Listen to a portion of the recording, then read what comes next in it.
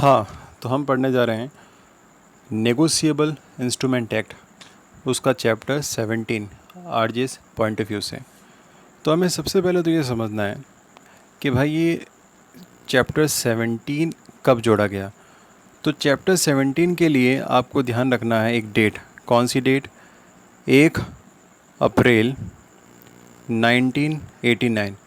1 अप्रैल 1989 को ये चैप्टर जोड़ा गया था और इसमें काफ़ी सारे अमेंडमेंट हुए। 2002 का, 2015 का, 2018 का, ऐसे काफ़ी सारे अमेंडमेंट हुए। तो इनमें अलग अलग सेक्शन, कुछ में कुछ सज़ाएँ बढ़ाई गई, फ़ाइन बढ़ाया गया, किसी को उसकी वैधानिकरण के ऊपर बात की गई। 143A 148 नए 2 सेक्शन जोड़े गए। तो वो आगे आगे देखेंगे धीरे धीरे। अब बात आती है कि इसका जो सबसे इम्पोर्टेंट सेक्शन है 138। जब भी अपन को भी कोई चेक लगाते हैं, अगर वो डिसऑनर हो जाता है बैंक से विदाउट पेमेंट की, अगर वो वापस आ जाता है, तो सिंपल वे में हम कहते हैं कि वो डिसऑनर हो गया है। तो उसके मामले में कितना टाइम पीरियड बता रखा है कि आपको कंप्लेंट दर्ज करवानी है, ठीक है। और वो कब से स्टार्ट होता है, वो सब बात की जाएगी इस चैप्टर 17 के अंदर। तो उसकी कड़ी के अंदर पहला सेक्शन आता है 138।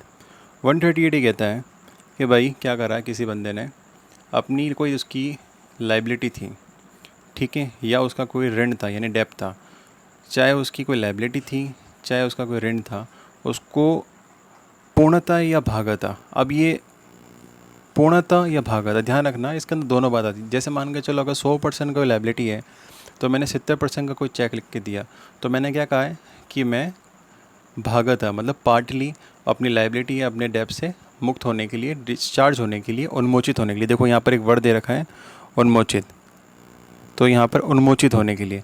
अब अगर मैंने कोई लाइबिलिटी मेरे पास 100% है, तो मैंने अगर 100% कोई चेक लिख दिया है तो वो 100% यानी कि पूर्णतः। तो कहता है दोनों बात कहता है, पूर्णतः या भागता। अब बात कहते हैं आगे इसी के अंदर कि चेक आपने लिख दिया और चेक आपने बैंक में दे दिया, अब वो डिसऑनर हो गया। या आपने चेक तो लिख दिया जोश में, बट ऑलरेडी आपने किसी और व्यक्ति को कोई संधाय करने के लिए, पेमेंट करने के लिए बैंक से अग्रीमेंट कर रखा था। अच्छा, यहाँ पर मुझे लगता है एक वर्ड मिसिंग है, अन्य व्यक्ति को, क्योंकि संधाय किए बिना लौटाता है, ये एक पहले ही बात आ गई। दूसरा क्या कि आपने कोई करार कर रखा था, इस कारण वो अनादरण हो गया है, तो इसका मतलब किसी अन्य व्यक्ति को देने के लिए। तो एक बार देख लेना इसमें, अन्य व्यक्ति को देने के लिए। तो दोनों ही सूरतों में वो डिसऑनर हो गया, तो ये माना जाएगा कि उस बंदे ने क्या करा है, अपराध। अपराध ये भारी वर्ड है, ऑफेंस से भी ज़्यादा भारी वर्ड लगता है अपराध सुनने में। हिंदी में फील है बॉस। फिर ये कहता है कितनी पनिशमेंट मिलेगी, तो कहता है 2 साल। और ध्यान रखना इंग्लिश वाला और है ये। और फाइन कितना होगा कि जितना भी आपने चेक लिखा है उसका दुगना। भाई साहब दुगना, यानी कि मान के चलो उदाहरण के तौर पे अपन लेते हैं किसी ने 5 लाख का चेक ड्रॉ करा था, 5 लाख का चेक ड्रॉ करा था, तो अब उसके ऊपर फ़ाइन कितना लग सकता है, मैक्सिमम 10 लाख तक। अब बात आती है कि ये तो एक बात हो गई है, अपराध कब होता है, क्या पनिशमेंट है। लेकिन कब ये 138 अप्लाई होगा, तो उसकी कुछ शर्तें हैं। पहली शर्त है, ये शर्तें आप समझ लें, इनको शर्तों की तरह समझो। पहली शर्त है कि या तो 6 महीने के अंदर, या 6 महीने के अंदर, या जब तक वो चेक विधिमानी है उसके अंदर, इनमें से जो भी पूर्वोत्तर यानी कि जो भी पहले हो आप बैंक में लगा दो। ध्यान रखना आरबीआई ने अब 6 महीने को हटाकर 3 महीने कर रखा है, ठीक है ना, 3 महीने कर रखा है। अब अगर 3 महीने कर रखा है तो आपको 6 महीने लिखना है कि 3 महीने लिखा है, उसके बारे में आता है। तो आपको अभी मेंस के आंसर राइटिंग कर रहे हो तब तो आप अपने आंसर को जस्टिफाई कर सकते हो कि 3 मंथ। बट अगर एमसीक्यू के पैटर्न पर आता है तो आपको एक और करना पड़ेगा कि उसने किस फॉर्मेट में पूछा है, 6 मंथ या उसकी वैलिडिटी, इनमें से जो पहले हो। तो आपको 6 मंथ आ रहा तो 6 मंथ लिख देना चाहिए, क्योंकि वहाँ पर 3 मंथ दे ही नहीं रखा है।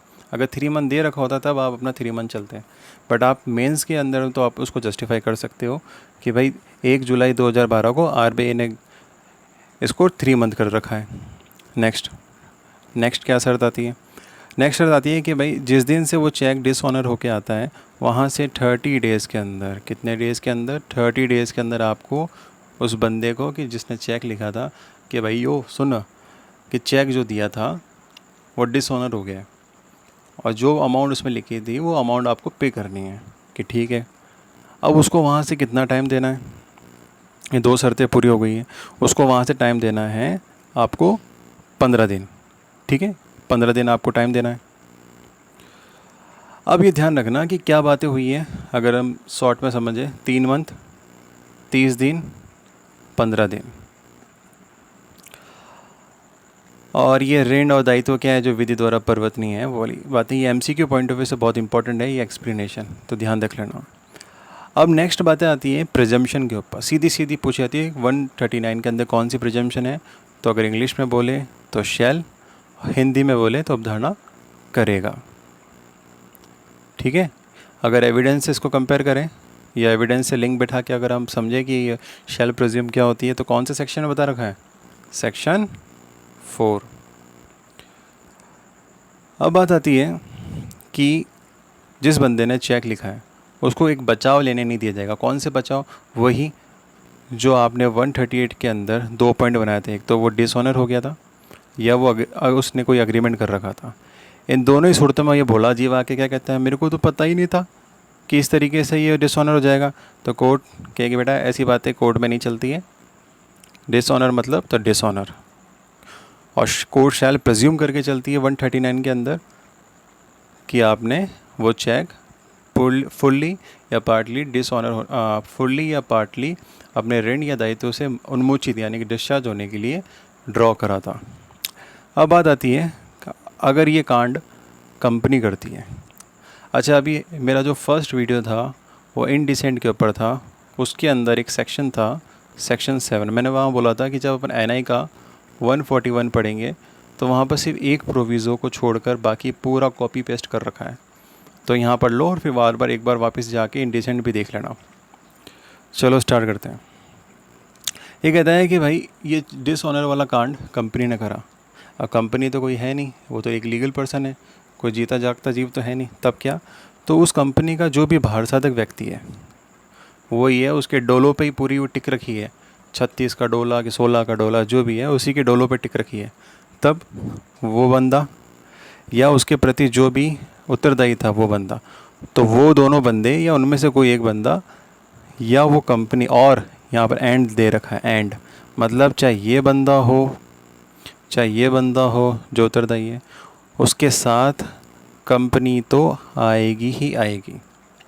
नेक्स्ट क्या बात आती है कि अगर ये इन दोनों बंदों को, जो भार साधक था या जो उत्तरदायी था, इन दोनों में से किसी भी बंदे को अगर अपनी जान बचानी है, अपनी लाइबिलिटी उसके ऊपर नहीं लेकर आनी है, तो उसको क्या काम करना पड़ेगा? प्रूव करना पड़ेगा। ध्यान रखना ये प्रूव वर्ड लिखा है, साबित करना पड़ेगा। अच्छा, एविडेंस से अगर इंटरलिंक करते हैं अपन तो साबित, ना साबित, साबित नहीं हुआ, कहाँ बता रखा है जल्दी? सेक्शन 3। अब ये कहता है कि वो ये साबित कर देता है कि सर या मैडम इस जानकारी में नहीं था मेरे, या उसने सम्यक तत्परता बरती थी, ड्यू डिलीजेंस बरता था कि इस तरीके का कोई ऑफेंस ना हो। अगर ये साबित कर देता है तो वो पर्सनली लायबल नहीं होगा। नेक्स्ट बात, जो सेक्शन 7 इनडिसेंट में थी पूरी की पूरी सेम है, बस ये प्रोविज़ो नहीं था, इसलिए अपन ये प्रोविज़ो यहाँ पढ़ लेते हैं। इसके अंदर क्या बोल रखा है? देखो, दो तो गवर्नमेंट है, सेंट्रल गवर्नमेंट, स्टेट गवर्नमेंट और एक वित्त निगम। कौन सा वित्त निगम? जो चाहे सेंट्रल गवर्नमेंट से हो चाहे राज्य सरकार से हो, वहाँ का कोई भी डायरेक्टर है तो डायरेक्टर इस तरीके का ऑफेंस होता है। कौन सा इस तरीके का ऑफेंस? 138 का। उसके लिए वो व्यक्तिगत रूप से लायबल नहीं होगा। फिर आती है सेकंड क्लॉज की बात। वो कहता है कि फ़र्स्ट क्लॉज में कुछ भी लिखा हो उससे कोई मतलब नहीं है। ये जो प्रबंधक, ये जो उत्तरदायी बंदा है, अगर 3 चीज़ें होती हैं। पहली, अगर उसने सहमति दी थी 138 का ऑफेंस होने दो बाबा। दूसरा कि उसने मौनकुलता रखी थी। तीसरा उसने उपेक्षा यानी कि नेग्लिजेंसी रखी थी, तो वो दायित्व के दिन आएगा, उसको भी ये अपराध का दंड मिलेगा। अभी कंपनी क्या है, फर्म क्या है, ये देख लेना, इतना कुछ खास सीन नहीं है। नेक्स्ट आता है सेक्शन 142। ये जो 138 का ऑफेंस है, आपको क्या करना है, इसमें रिटर्न कंप्लेंट करनी है। एफ आई आर जैसा कुछ बात नहीं है, कंप्लेंट भी नहीं है। कौन सी कंप्लेंट है? रिटर्न कंप्लेंट है, ठीक है ना। ओनली कंप्लेंट नहीं है, रिटर्न कंप्लेंट है। अदरवाइज इसका वो कॉग्निजेंस नहीं लेगा। ये देख लो आप अच्छे से, इसको हाईलाइट कर लेना। कितने टाइम के अंदर आपको ये कंप्लेंट करनी है, रिटर्न कंप्लेंट? तो 138 के अंदर ये जो 15 दिन वाला क्लोज था ना इस पॉइंट के अंदर, वहाँ से आपको 1 महीने के अंदर करनी है। अब अगर 1 महीने के अंदर आपने नहीं करी तो क्या, ये फिर अब कोर्ट की डिस्क्रिशनरी पावर है कि भाई आप उसको समाधान कर दे, तो कि आपके पास ऐसा कारण था जिस वजह से आप इस 1 महीने में नहीं आ पाए, तो वो ओके समझता है तो ठीक है, नहीं तो एक्सेप्ट नहीं करेगा। फिर कौन से कोर्ट करेगा? तो कहता है जेएम फर्स्ट या एमएम। और कौन से जेएम फर्स्ट और एमएम होंगे? ये देखिए, जहाँ पर जेएम फर्स्ट और एमएम की बात आती है, वहाँ पर आपको स्थानीय अधिकारिता इसी के सेकंड क्लॉज में दे रखी है।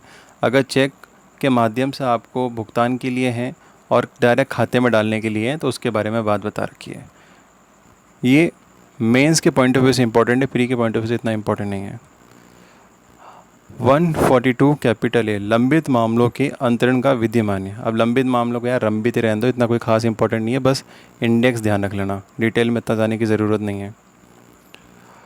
अगर फिर भी अगर आप समझना चाहो तो समझ लेना कि भाई जिसके पास पहले मामला चल रहा था उसी को दे दो मामला, बट फिर भी और भी डिटेल है इसकी, डिटेल में अभी ज़रूरत नहीं है समझने की। जब मेंस का आएगा तो इसके ऊपर मेंस का अच्छे से बना दिया जाएगा। अब बात आती है सेक्शन 143, संक्षिप्त निपटाना है। संक्षिप्त यानी कि समरी ट्रायल। समरी ट्रायल का सीआरपीसी के अंदर कौन सा सेक्शन स्टार्ट होता है?